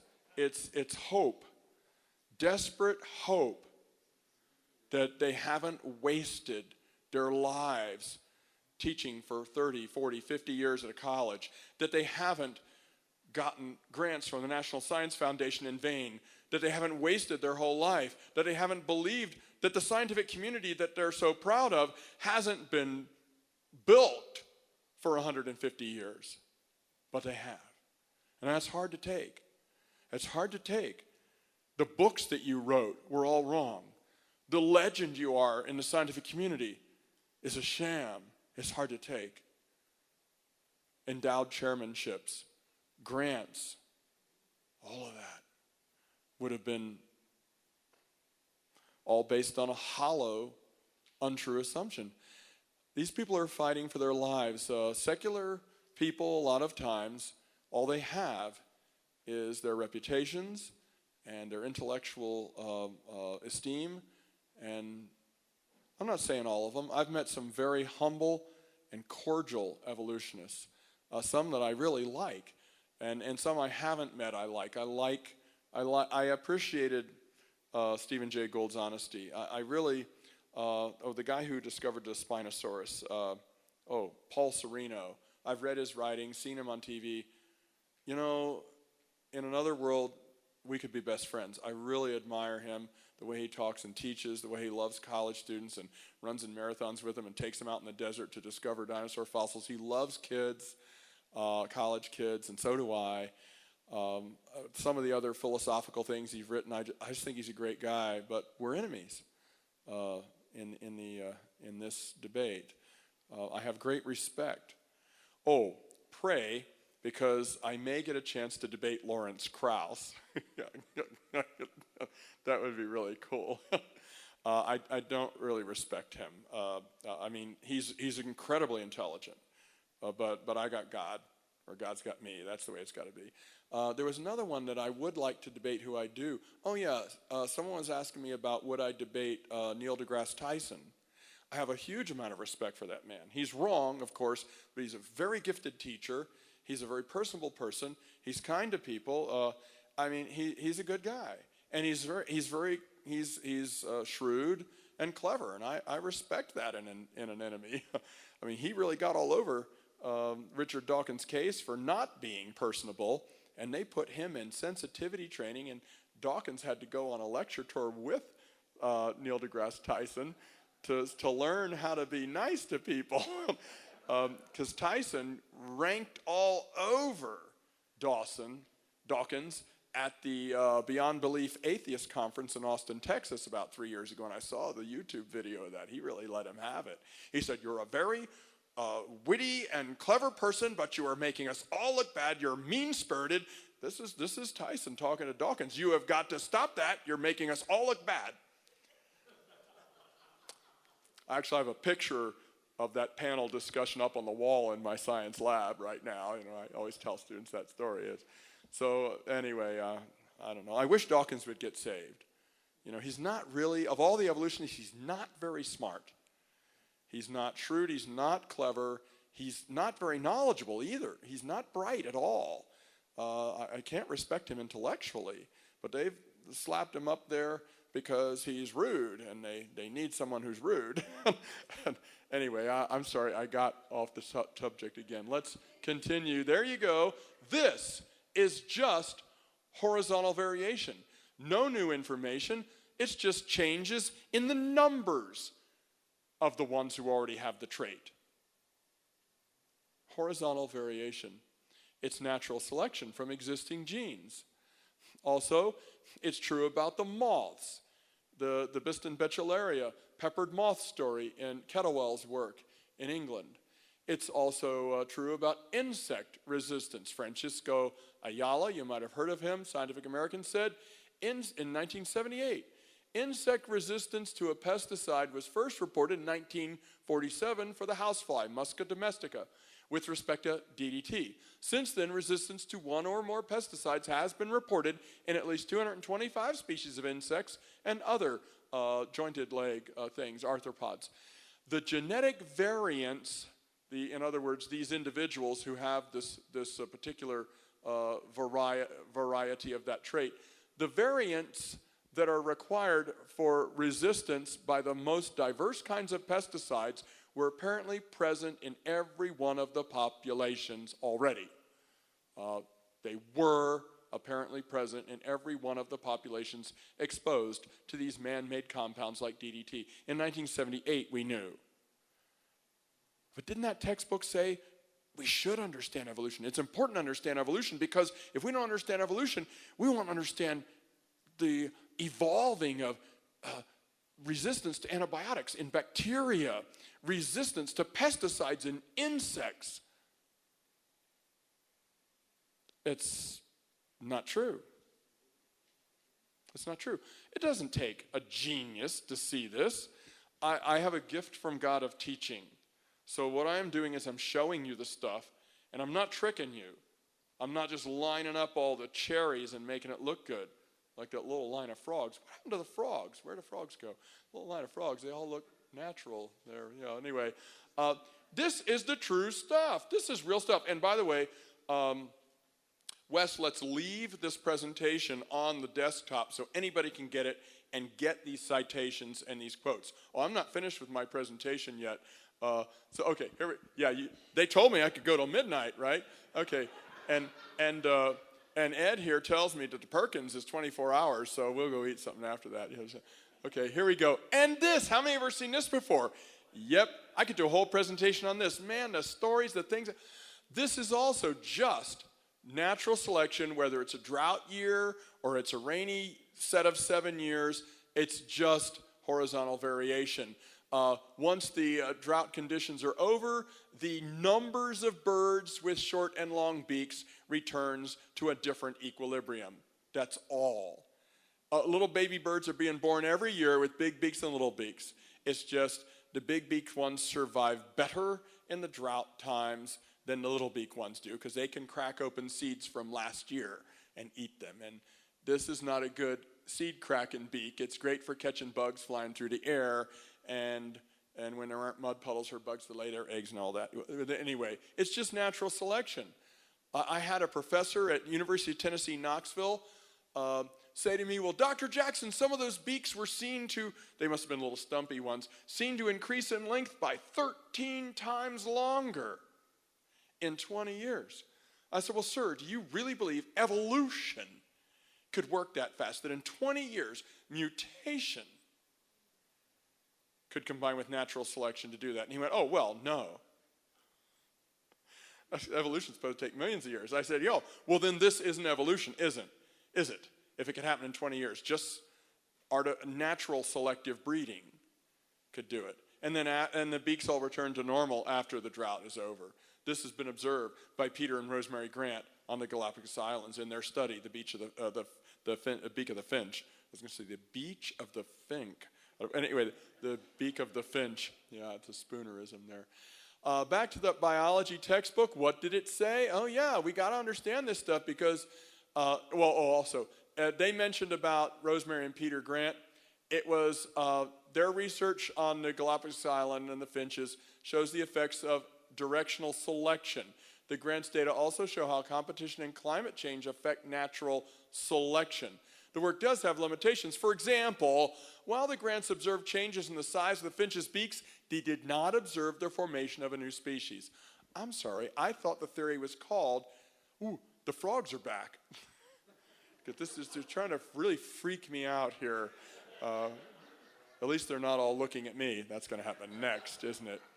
Or they'll be over here next. And I'll start to think that I did lose a little oxygen on the plane. Yeah.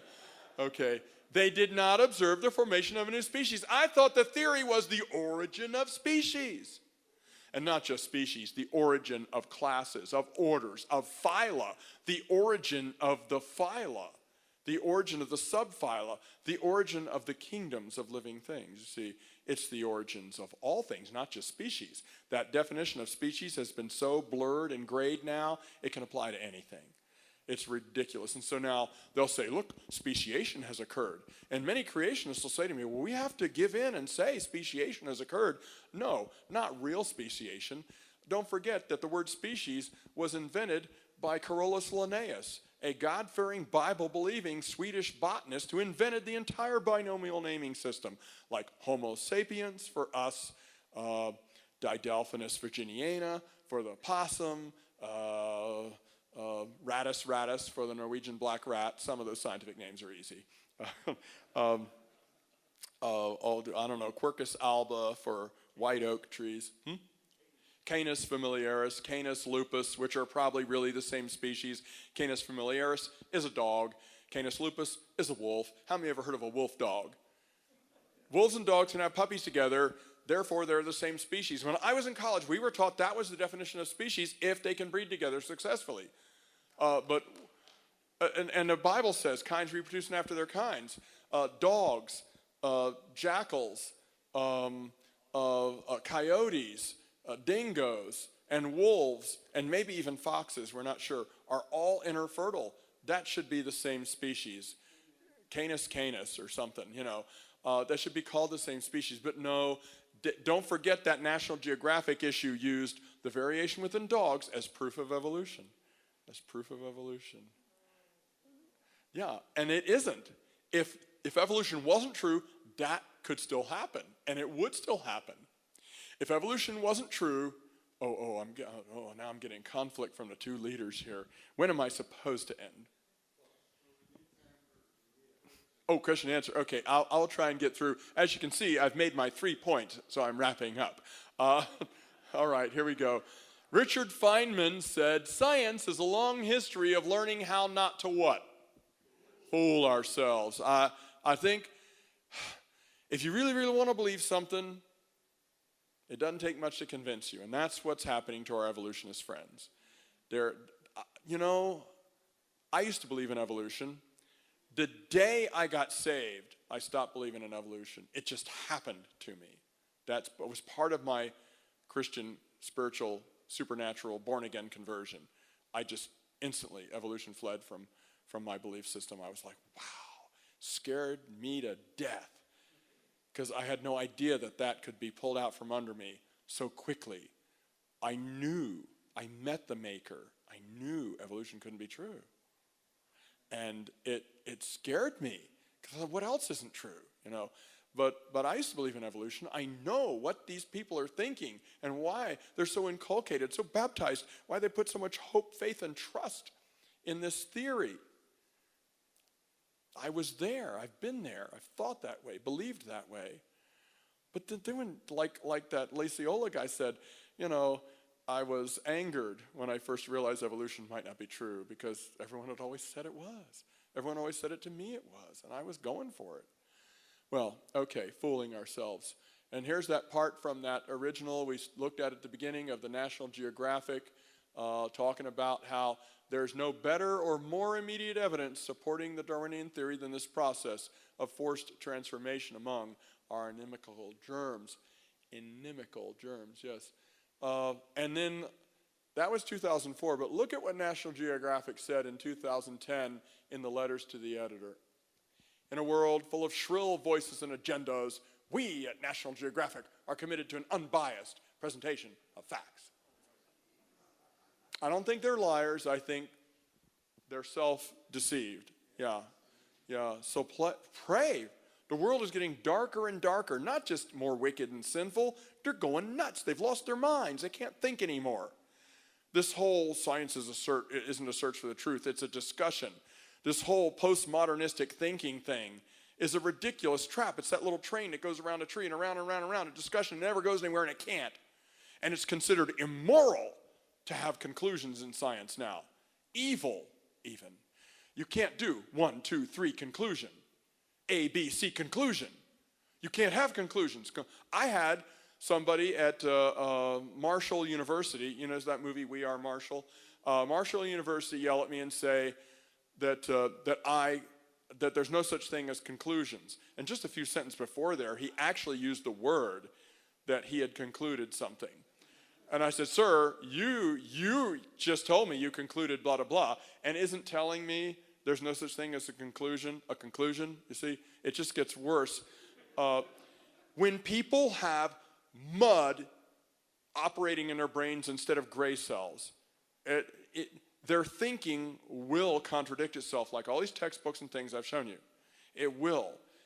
But it's super, super hard for someone to take it when that is shown and put up in front of their face. So, be ready always to give an answer to any man that asks you of a reason for the hope that is within you, in meekness and in fear. Be as wise as a serpent, but gentle as a dove. It's not easy to gently prod someone into seeing, well, your evolutionary theory, here's who it really is. Luke, I am your father. You know, it's a little hard to take that kind of news, you know, and it is hard for them. I know it's a shocker, a world rocker for them. So pray for wisdom when you're talking with people about these things. And don't hit them over the head with everything right away. Ask a few God-guided questions. Jesus said, when you are brought before the synagogues and the magistrates and the rulers, think not what you ought to say, but in that hour, the Holy Spirit, the Holy Ghost will teach you what you ought to say. That's how I win the debates. That's how I talk to unbelievers. You must be not in an attitude of prayer. You must be in a state of prayer to be effective these days. You must have, let's not just let the Pentecostals have the Holy Spirit, okay? You must have the Holy Spirit of God connecting with you when you are speaking as the oracles of God, as the Bible commands us to do. You must be in intimate connection with the mind of Christ, with our Father God, like you're in your jammies, kneeling on your bed in the dark alone. You have to be in intimate connection with God. You've done this with friends who are hurting. Maybe they lost a spouse or a parent or a child, or it's a child who their dog got run over by a car. That's a big thing for a little kid. Or if one of their, oh my gosh, there's a big one now. They're growing. I didn't see little frogs there. If one of those little frogs got torched up or run over or destroyed or lost, you know, I almost lost my my warm winter gloves today, and that was freaking me out. What if they lost? Anyway, if someone's going through a real bad time, you don't just try to delve into the Bill wisdom, although there's probably some good stuff in there. When it's a real life and death situation, you know Bill needs the God wisdom, and that God can speak through Bill. And that's what you do when someone's really going through something. And that's what you need to do to help speak the word that will pierce the darkness and get through to the center of someone's brain where logic still exists, where there's still logic. Okay, I could do the nylon-eating bacteria, but let me just say there's no such thing as nylonase. It turns out it's really a combination of many enzymes. And it's let's see, the enzyme used, okay, the enzymes used to digest the man-made molecules became collectively known as nylonase. There's really a lot of enzymes involved. And besides, nylon is held together by peptide bonds, and bacteria have been digesting peptide bonds since the beginning of life on this planet. You know, the nylonase thing as proof of evolution is ridiculous. There was some more things there. Science's search for the truth, the effort to understand the world.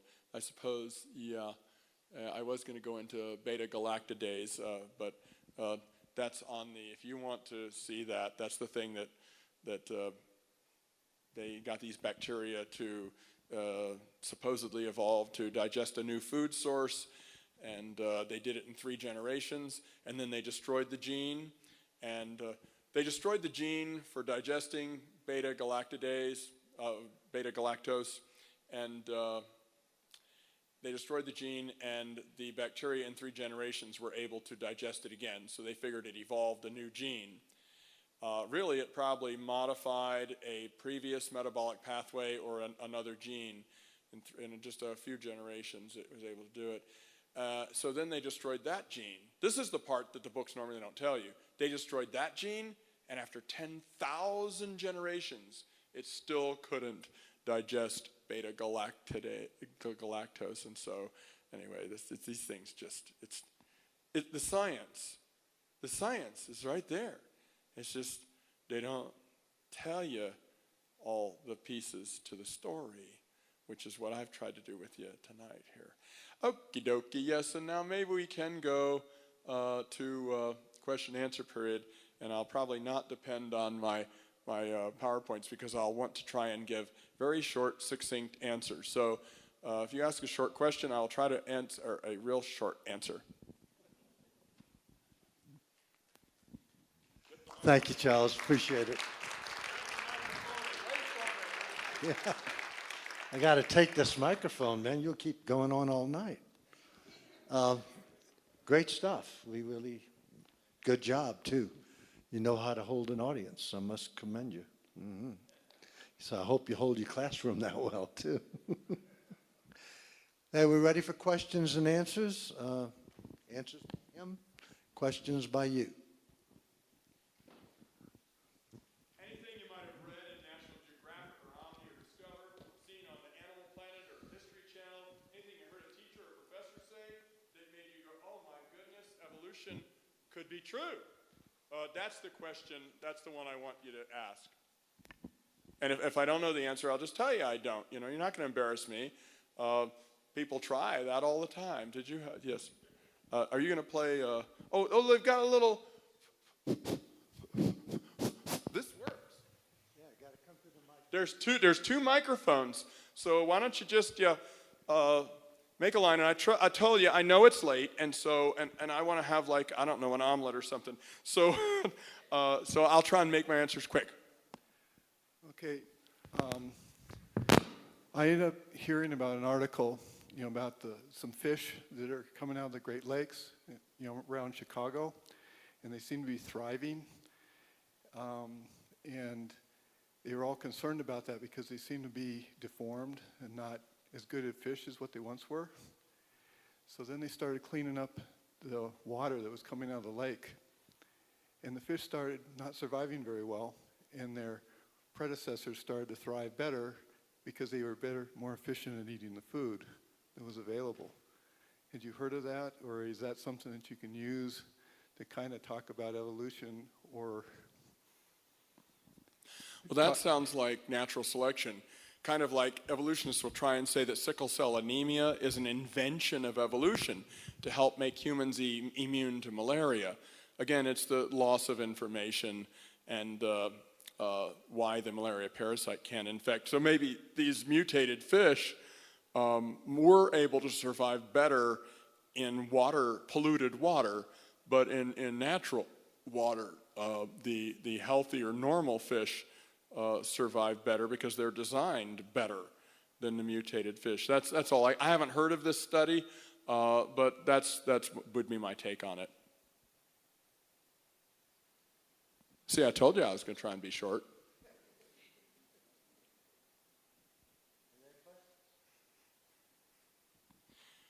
Really, this is your chance. Yeah. Oh, come to the microphone. There you go.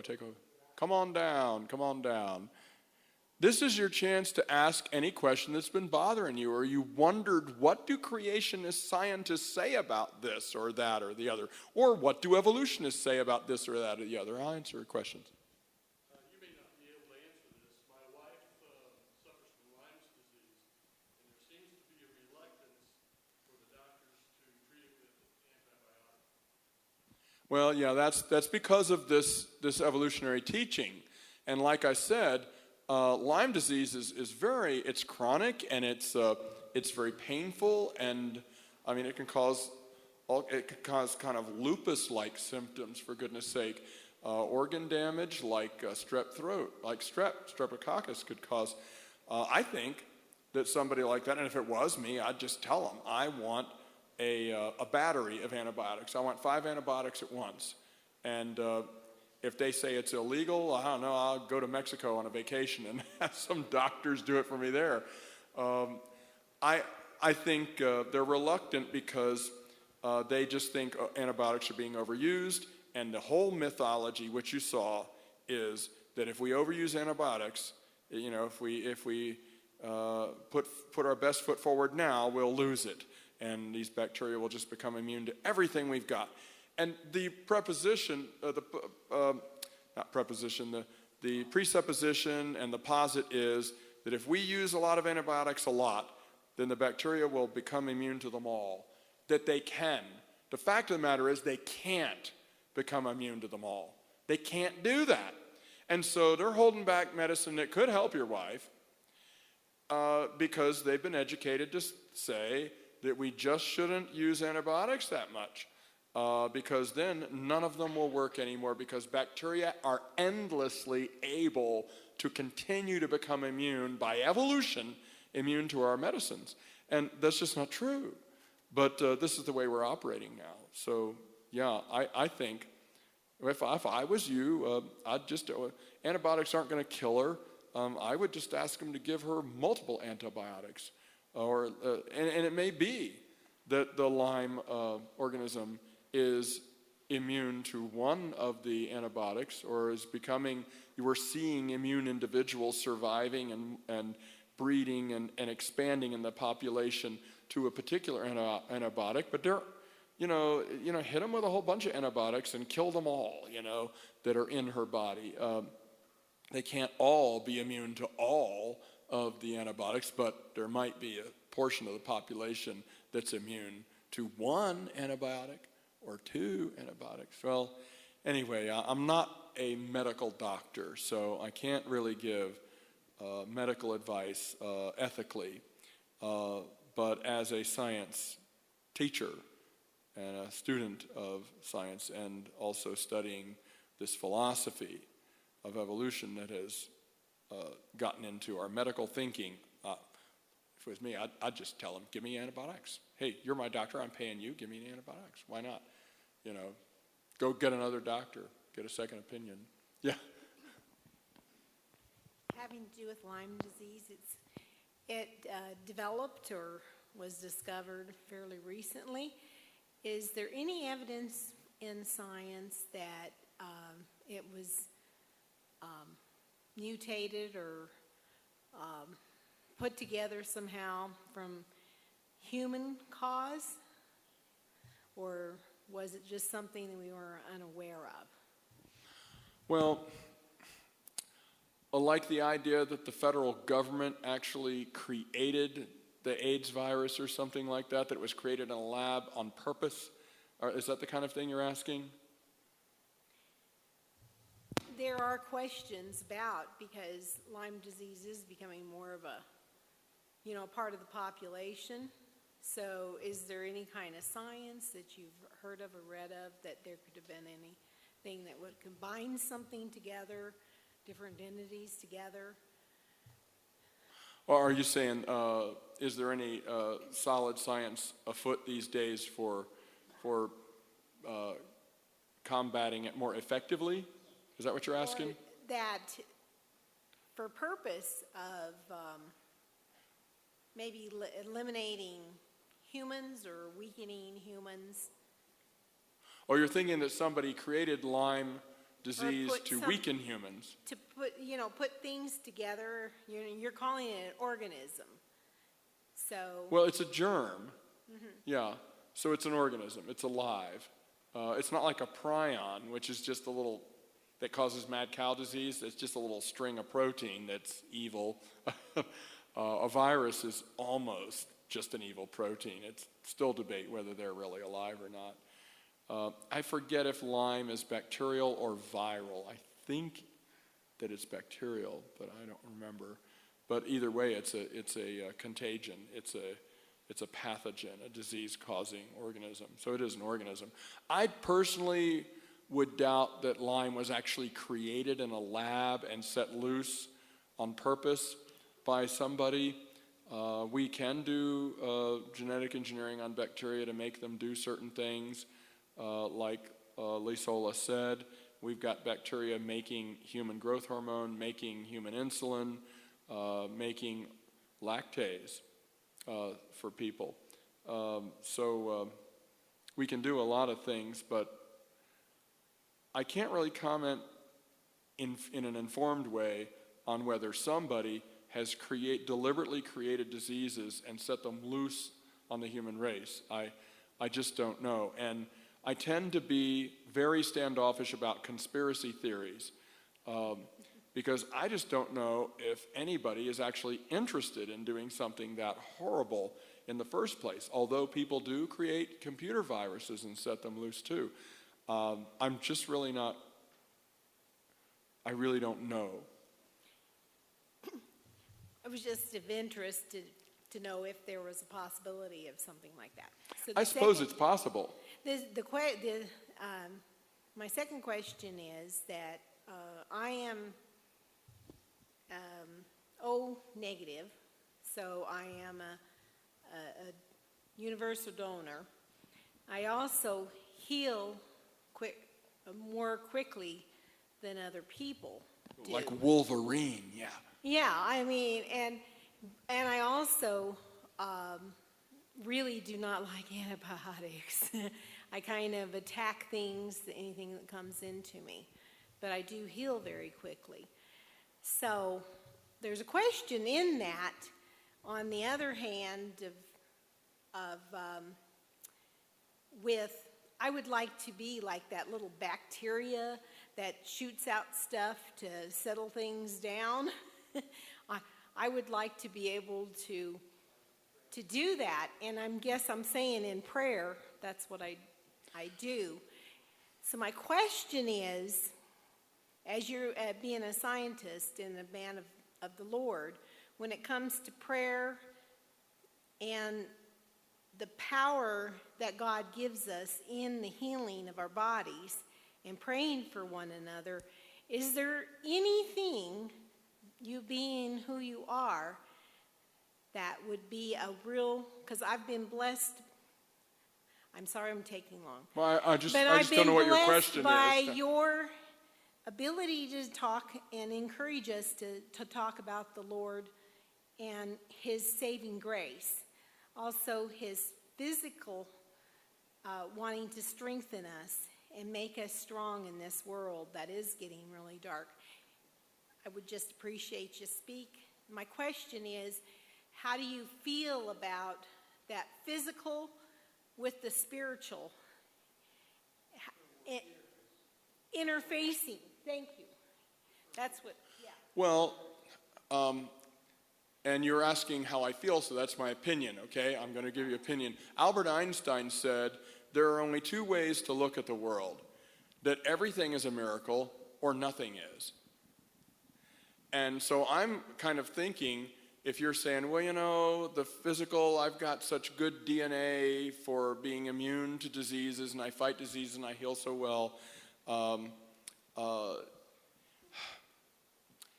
There are people that have physical gifts they're born with. Fast twitch muscles, they make great track runners. Slow twitch muscles, they make good weightlifters. You know what I mean? Everybody's got different genetics. It all comes from Adam and Eve. I think my personal feeling, and the older I get and the longer I think about this, is that it's a really artificial thing to separate the physical from the spiritual. I think when a baby's born, it's a miracle. You could just call it genetic recombination and a zygote being fertilized if you want to, but I think that's a miracle too. I'm trying to think of another good quote for that, because if I quote somebody else, it might work better.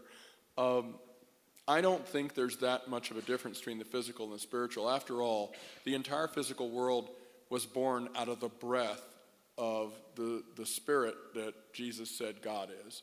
God's a spirit, and those that worship Him must worship Him in spirit and truth. The entire physical world was birthed out of the spiritual world, out of God, because before Him, He made all the physical world, there wasn't anything but the spiritual world. I think it's an artificial separation. Now, as far as you praying for someone and trying to confer your wonderful immune system on them.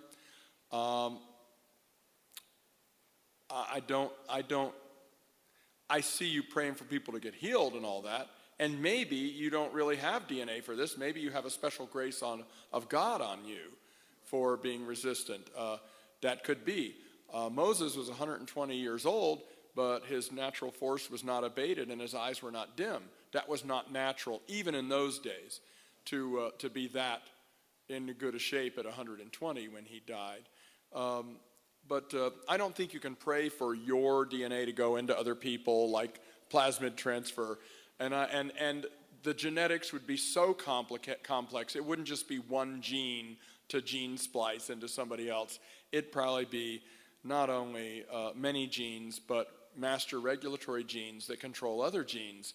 And it would be a crisscross spiderweb maze of networked interaction. I think that kind of thing is probably too complex for any of us to even attempt at these days in genetic engineering as far as it has gone. But you know, when God told Moses to throw the branch into the bitter waters and it made them sweet, was that because it was, I don't know, a cinnamon branch, or God knew what branch would actually neutralize the bitterness of the waters, or whether it was symbolic and when he threw the branch in and God did a spiritual whammy on the waters to make them better? I don't know, but I don't know that God sees much difference in it. You know, all these herbs and things that we can use for medicines. Luke was a doctor who was well schooled in the current state 2,000 years ago of the medical profession. I'm sure he used lots of herbs and things. Take a little wine for your stomach. Who was it that was Leah and Rebecca for the mandrake roots were supposed to help with fertility. Whether they do or not, the people knew that herbs and roots and things contain medicinal value to them. But if somebody is like a man from my Sunday school yesterday had a stent put in his heart, and we were all worried about him in Sunday school on Sunday. He thought it was his gallbladder. We were praying for him, and he's gone in and out and up and down and about whether he needed a stent or not, and they finally put one in, and we're all praising God he's all right now. And they're sending him home tomorrow. Pretty cool. But can God work through doctors' hands? I think that's a miracle. I'll accept that. If I have a headache, I'll take an aspirin. If I don't have an aspirin, I'll pray, you know. But once I've taken aspirin, it still hasn't gone away, you know. I don't know. Doing things in the physical is where we actually live.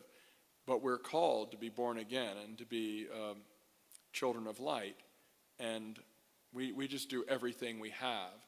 We have the mercies of Christ, the blessings of Christ. We have the mind of God, the mind of Christ. And so we can pray, but we can also take medicine. We can pray for people to be healed. We can also, give them a neck massage if they have hurt their neck. And you can give them a cold glass of water. Instead of saying be warm and fed, you know, we give them clothes and feed them. It's a philosophical and interesting question, but I don't really understand the entire spiritual world then and its connection. But I do think that we think of the two as more separate than they really are. So you did ask my opinion, and that's it.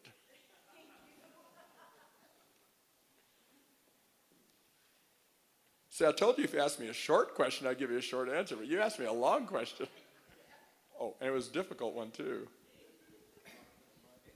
The good news is this is not a question, just a statement that you really helped kind of connect.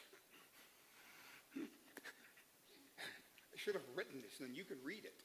But help connect the dots more on the nature of what we're facing.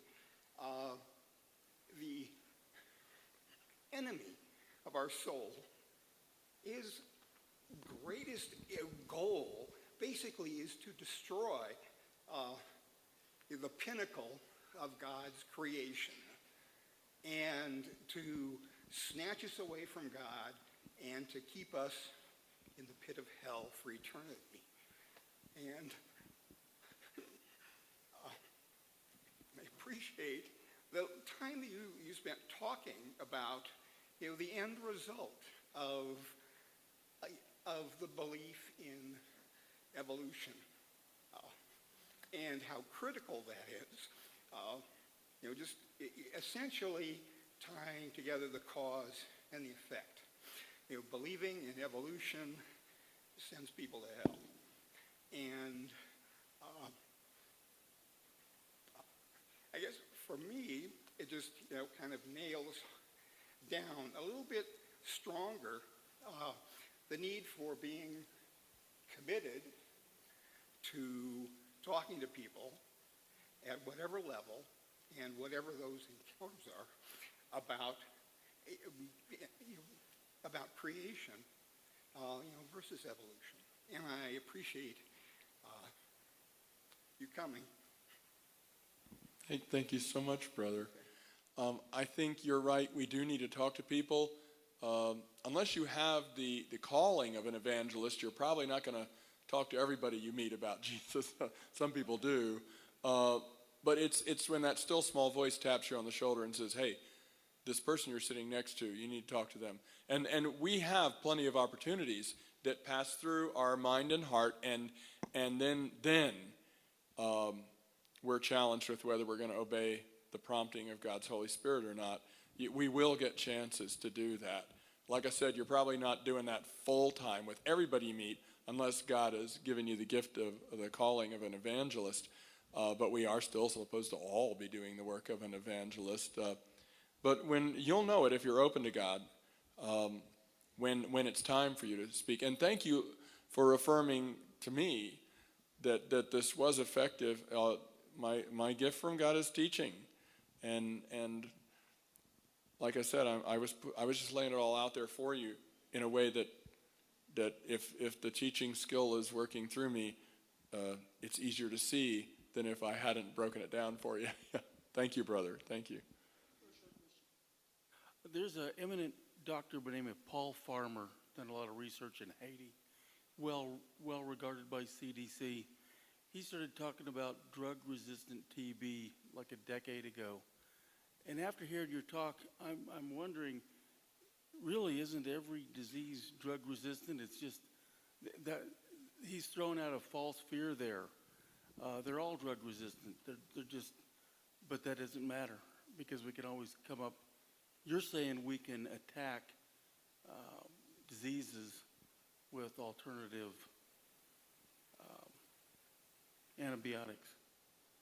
It doesn't matter that they're drug resistant. Can you address that? Well, it does matter if you're trying to use penicillin on a penicillin-resistant bacterium.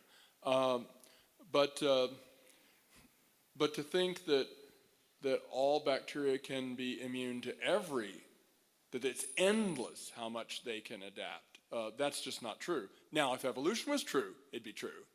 But we don't see it actually happening that way. But doctors are acting like that is true, and it could happen that none of our drugs will work on any germ anymore because evolution is true. So what I'm saying is it's a false fear, but it is true that all of the TB bacteria that are susceptible to the antibiotics will all die. And if we kill all the TB germs in the whole world, well, fine. But there might still be some that we're already immune to the drugs, the new drugs that we've invented and the old drugs that we've invented, and there's just a little bit of them left, but they can then fill the niche that the other ones filled. They can infect everybody. See, the old versions of the bacteria were taking up space. We're taking up the carrying capacity of the host's people's lungs. And when they're all gone, it allows the remaining strain to expand out into the environment, into the potential living spaces, people's lungs. And so although you're not really creating a superbug, you're giving the immune strain a chance to have no competition once you've killed all the non-immune ones. There is some logic to it, but they think it's endless. Like I said, if you just gave everybody a battery of multiple antibiotics, it should take care of every germ and every bacteria that's in them. Whether they were immune to some of them or not, they won't be immune to all 5, for instance. Yeah.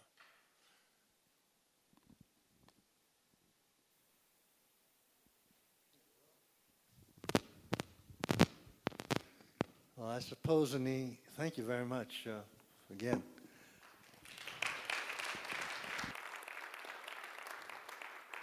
So Phil Budd's not here tonight. He usually brings all the refreshments, but I understand we still have some. Bill and whoever, all right? We appreciate that. So don't forget the refreshments downstairs. If you have a few minutes, partake of that. And he'll get to Perkins to eat something eventually. And we want to appreciate Dr. Jackson again. And remind you that our next month meeting is on schedule for the second Friday of next February. And Kurt Wise is going to be speaking here. I think it's been a long time since Kurt has, I wasn't here when Kurt spoke, I know that. So he's going to be speaking here to us, and the topic is interesting. So come one, come all. And till then, good night, God bless.